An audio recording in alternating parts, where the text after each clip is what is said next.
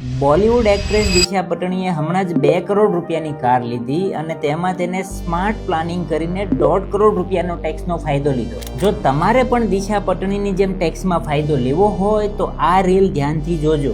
Celebrity ક્યારેય car પોતાના નામે ખરીદતી નથી, તે હંમેશા કાર પોતાની કંપનીના નામે ખરીદે છે. આવું કરવાથી સૌથી મોટો ફાયદો એ થાય છે કે બિઝનેસમાં વપરાતી કાર પર 15% થી લઈને 30% ઘસારો મળે છે કે જે બિઝનેસ એક્સપેન્સ તરીકે બાદ મળે છે અને 30% જેટલો ઇન્કમ ટેક્સમાં ફાયદો થાય છે. અને સાથે સાથે ડ્રાઈવરનો પગાર, પેટ્રોલ, સર્વિસ અને ઇન્સ્યોરન્સ બધું જ બિઝનેસ એક્સપેન્સ કહેવાય છે. એટલે કે આ બધા જ ખર્ચા બિઝનેસના નફામાંથી ખર્ચા તરીકે બાદ મળે છે.